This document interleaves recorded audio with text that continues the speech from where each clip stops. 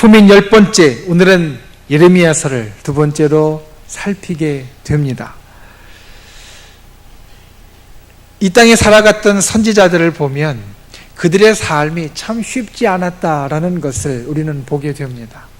하나님의 쓰임을 받은 사람들, 그리고 하나님께서 지정하셔서 이 땅 가운데 하나님의 역사를 이루셨던 사람들, 그들의 삶이 때로는 힘들고 어려운 때도 있었지만 왕이나 제사장이나 다른 사람들을 보면 그들의 삶이 또한 세상 사람들이 볼 때에도 복되고 좋다라고 여겨지는 삶이 많았는데, 유독 하나님의 부름을 받고 하나님의 쓰임을 받은 사람들 중에 한 부류의 사람들은 그 삶이 그리 수월하지 못하다라는 것을 느끼게 합니다.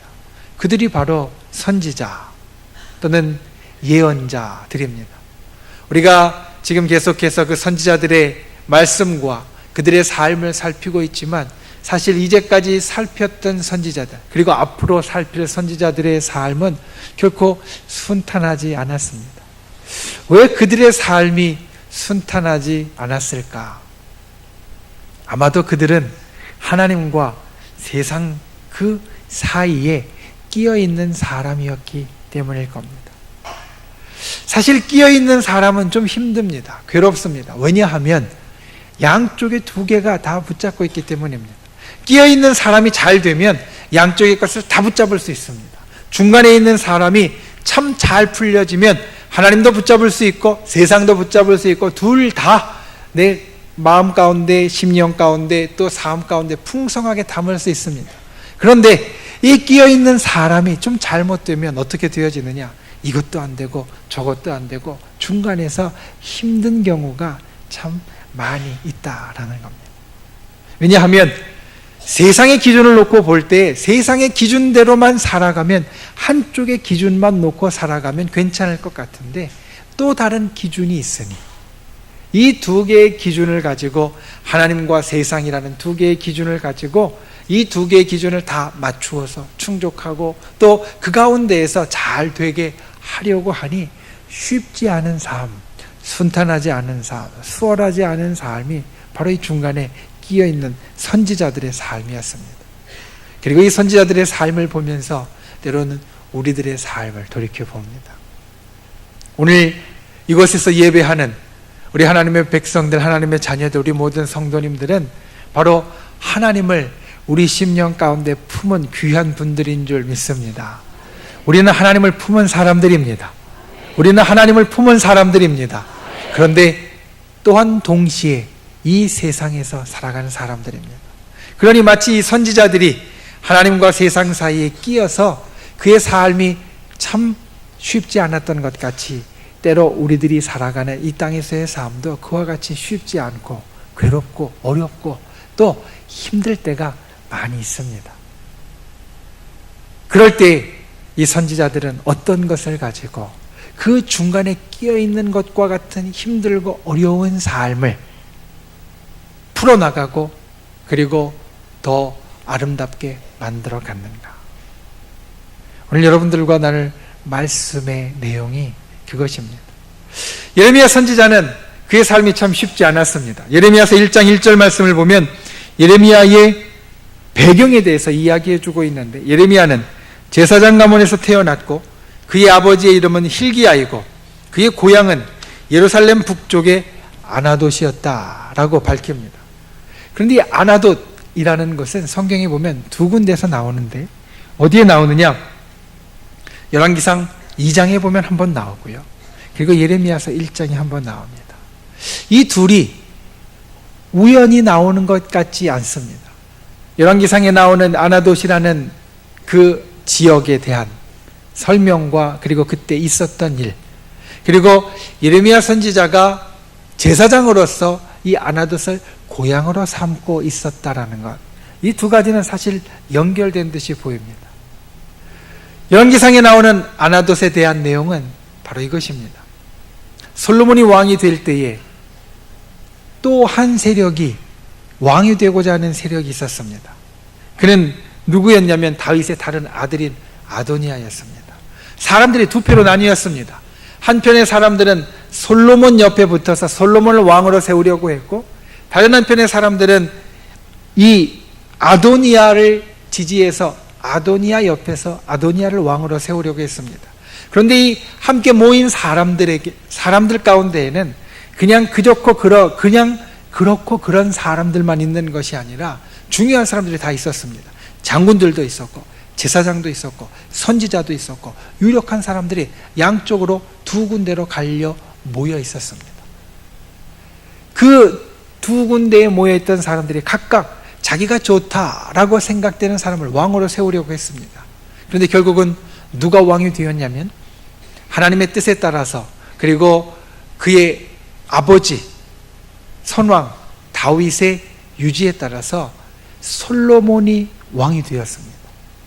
솔로몬이 왕이 되자 솔로몬 왕은 자기의 왕권을 든든히 하기 위해서 자기에게 반대했던 사람, 자기 반대편에 서서 아도니아, 다른 사람을 왕으로 세우려고 했던 사람들에 대한 일련의 일들을 진행합니다.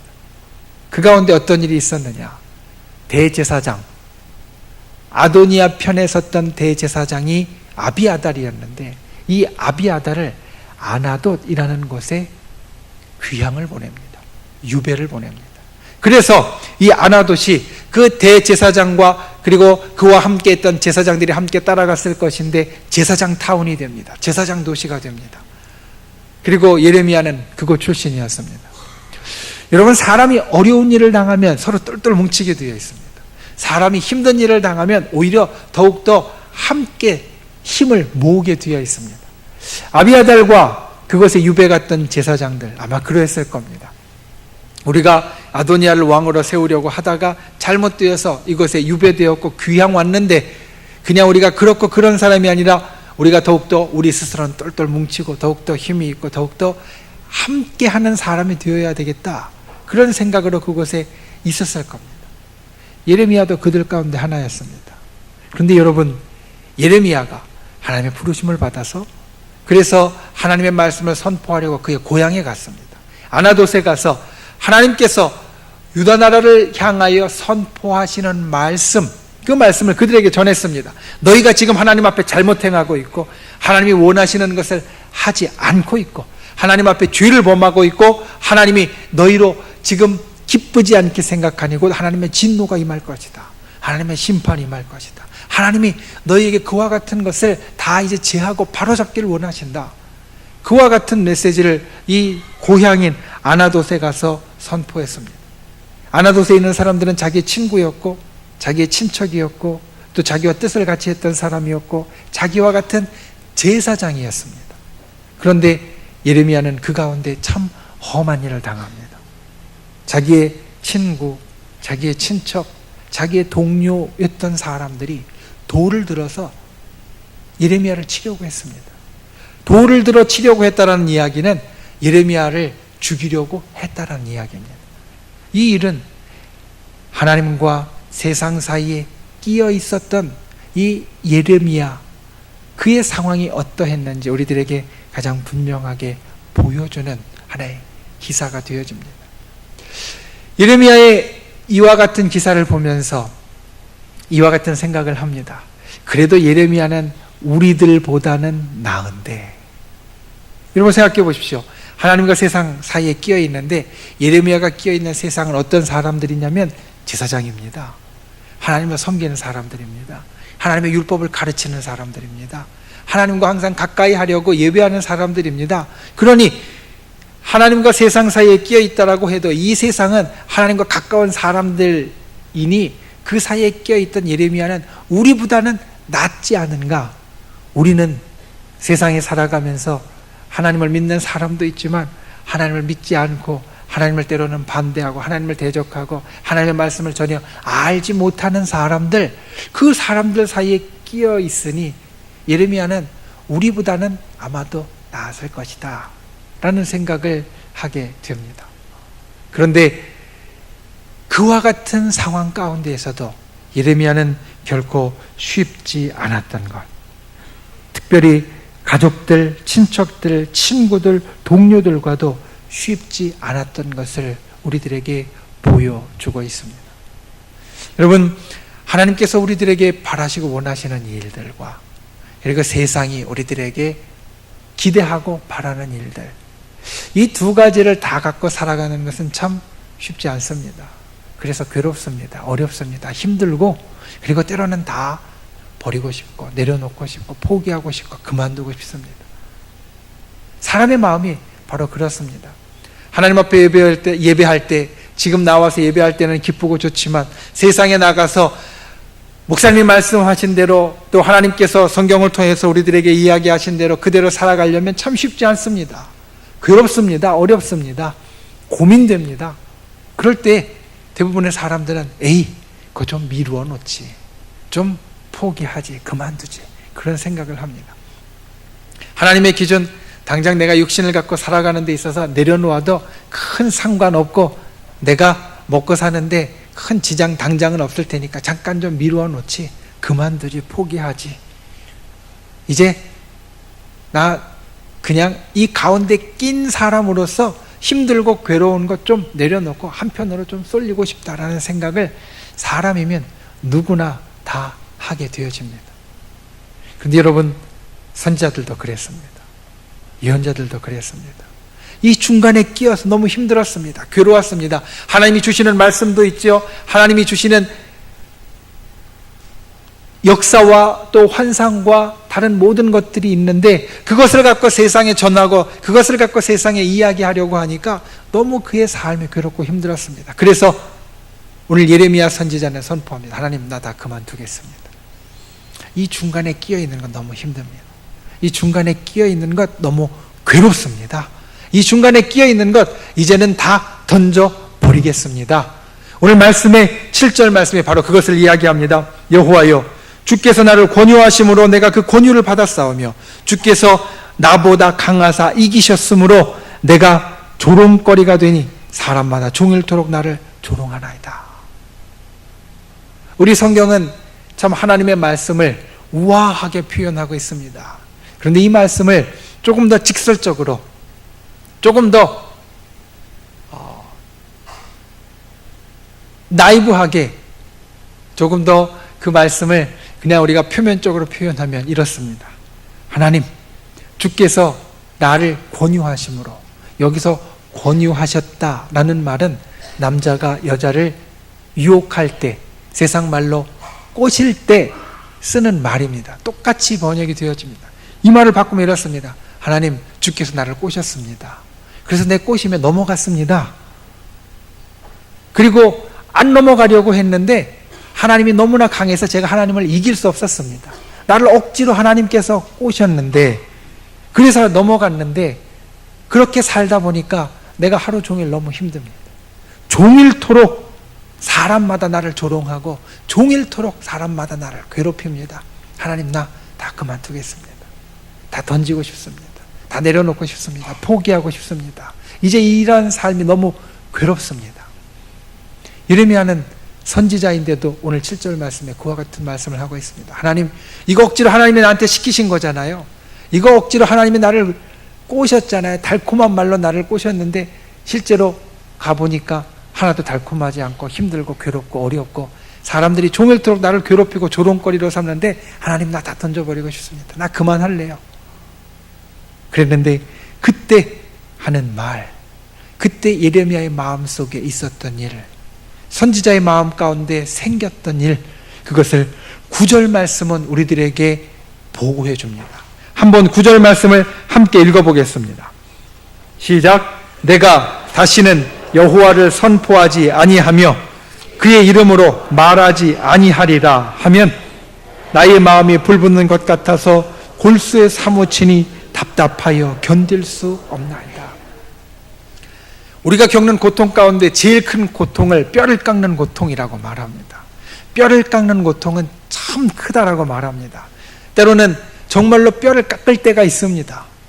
정형외과에서 수술을 하다 보면 뼈를 깎을 때가 있는데 그 뼈를 깎는 것 마취를 하지 않으면 보통 사람은 그 뼈를 깎을 때 그 고통을 견디지 못해서 혼절한다라고 말합니다. 그냥 기절한다라고 말합니다. 그 쇼크가 와서 사람이 정신을 차리지 못한다라고 말합니다. 뼈를 깎는 고통이 그렇게 크다라는 겁니다.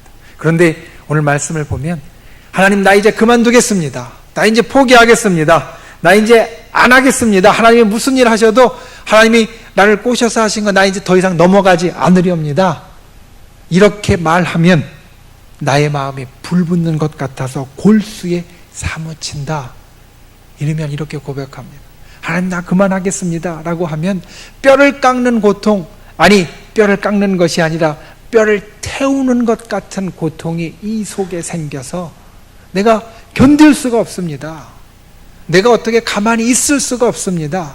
이 말씀은 하나님 나는 그만하고 싶은데 이 속에 불이, 이 속에 뜨거움이, 이 속에 열정이, 이 속에 하나님을 향한 나의 마음이 그것을 멈추지 못하게 만든다라는 겁니다.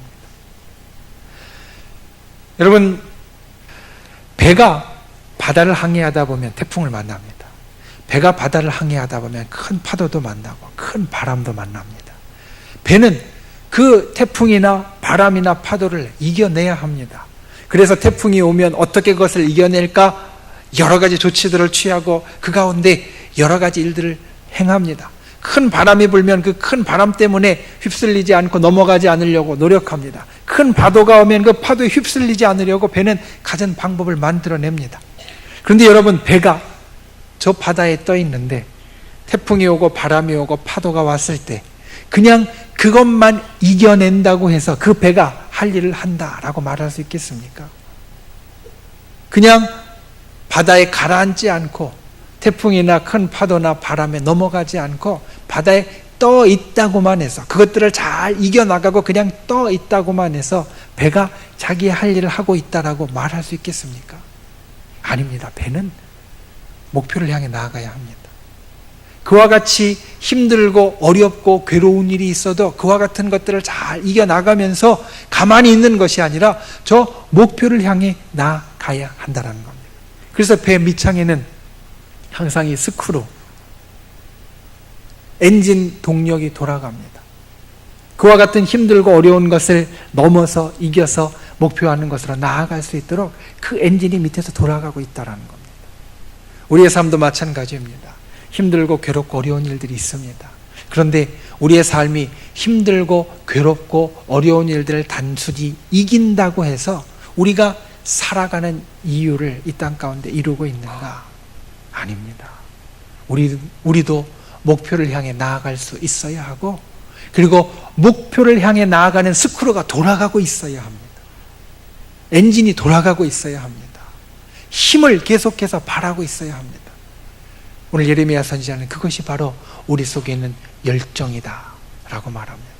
하나님을 향한 불, 하나님께서 우리 속에 피워놓으신 불, 우리의 뼈를 태우는 것 같이 강렬한 불, 그 불이 바로 하나님의 역사를 이 땅 가운데 이루고 하나님의 능력을 이 땅 가운데 나타내고 하나님의 뜻을 이 땅 가운데 펼치는 강력한 동력이 된다라고 말씀하고 있다라는 겁니다. 저와 여러분이 그와 같이 하나님의 뜨거운 불이 이 속에 있음을 깨닫는 분들 되시길 바랍니다.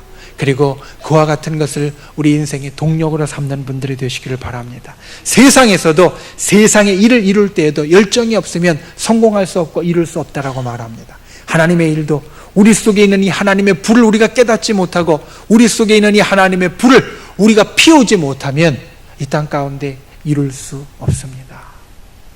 주님께서 우리들 가운데 태우시는 그와 같은 강렬한 불, 그것이 우리 가슴속에 다시 불일 듯 일어나서 이 땅 가운데 하나님께서 주신 그 목표와 일들을 이루어 나가고 세상과 하나님 사이에 끼인 사람으로서 힘들고 어려운 것이 아니라 그 불로, 우리 속에 있는 하나님의 불로 이 모든 것들을 다 덮고 이 모든 것들을 다 우리의 것으로 만들어 두 손에 쥐고 앞으로 나아갈 수 있는 그러한 저와 여러분이 다 되실 수 있기를 주님의 이름으로 축원을 드립니다. 말씀을 맺습니다. 오늘 말씀의 제목, 영어 단어가 그 앞에 있습니다. 오늘 말씀의 제목은 R2P, 다시 열정으로입니다. R2P라는 오늘 말씀의 제목의 앞부분에 있는 것은 사실 2년 전 미래세대 수련회 때 첫날 저녁 예배 말씀의 제목이었습니다. 그때 말씀의 제목이 R2P였습니다. 이 말씀은, 이 단어는 어떤 다른 곳에서 온 것이 아니라 말씀을 준비하면서 제가 만든 단어입니다. 어디에서 나온 단어냐면, 비행사들이, 특별히 전투기를 모는 비행사들이 서로 주고받는 말 가운데 R2B라는 말이 있습니다. 우리말로 바꾸면 이제 기지로 돌아간다. Return to base라는 말입니다. 이제 기지로 돌아간다. 임무를 마치고, 하려던 일을 마치고, 전투를 마치고, 모든 것을 이제 다 이룬 다음에 기지로 다시 돌아간다라는 말입니다. 비행기와 조종사는 기지로 다시 돌아가서 거기에서 쉬고, 다시 정비하고, 새롭게 충전하고, 그리고 장착한 다음에 다시 올라갑니다. 다시 출발합니다. 우리에게 있어서 이와 같은 베이스가 되는 것이 무엇일까?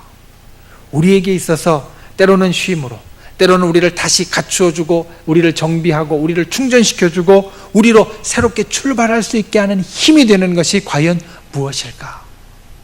오늘 예레미야 선지자는 다 그만두고 싶을 때, 다 버려두고 싶을 때, 다 던져버리고 싶을 때, 이제 포기하고 싶을 때 그것을 다시 속에서 살려주는 것이 열정이다, 하나님의 불이다 말씀하고 있습니다. 그래서 Return to passion, 다시 열정으로, 이것이 오늘 예레미야 선지자를 통하여서 우리가 보는 하나님의 말씀입니다. 우리 속에 하나님의 열정이 있습니다. 미래세대들 때 그런 말씀을 드렸습니다. 20대, 30대 우리 교회 미래세대들 보니까 한 절반 조금 못되게 제가 학생 때 가르치고 또 말씀을 전했던 사람들이더라고요. 그 학생들이 주일학교 때, 중학교 때, 고등학교 때 제가 가르치고 우리 교회에서 전도사로 있으면서 그들의 신앙생활을 이끌었었습니다. 그들이 그때 얼마나 뜨겁게 기도했는지, 하나님 앞에 얼마나 강렬하게 하나님의 사랑을 체험하고 하나님 앞에 나와왔었는지 기억이 났습니다. 그리고 또 오늘 말씀을 전하면서 우리 어르신들도 기억이 났습니다. 우리 교회의 50대, 60대, 70대, 또 80대까지 지금 우리 장로님, 권사님, 집사님들 예전에 우리 교회를 위하여서 또 하나님 나라를 위하여서 뜨겁게 움직이시고 기도하시고 활동하셨던 것 저는 기억합니다. 그리고 여러분들 가운데 또한 그런 일들이 있을 겁니다. 예전에 하나님의 사랑으로 감격했던 때, 하나님의 은혜로 내가 정말로 눈물 흘릴 때, 주의 성령의 역사가 강렬하여서 나를 휘감고 내가 거기에 모든 것을 다 맡겨 놓았을 때, 그러한 열정의 순간들이 우리에게 다 있습니다. 우리가 이 세상을 살아가면서 하나님과 세상 사이에 끼인 사람으로서 힘들고 괴로운 것이 아니라 오히려 중간에서 모든 것을 다 이 손에 잡는 자가 되기 위하여서 우리 속에 이것을 헤쳐나갈 수 있는 힘이 있어야 합니다. 그것이 바로 열정입니다. 예레미야 선지자는 이 가슴 속에 불타오르는 열정으로 하나님의 역사를 이 땅 가운데 이루어냈습니다. 저와 여러분도 그와 같이 이 가슴 속에 불타는 열정으로 하나님과 세상, 저 하늘나라와 이 세상을 아우르며 이 땅 가운데 하나님의 역사를 이루어 나가고 주의 뜻을 펼쳐가는 귀한 분들이 되실 수 있기를 주님의 이름으로 축원을 드립니다.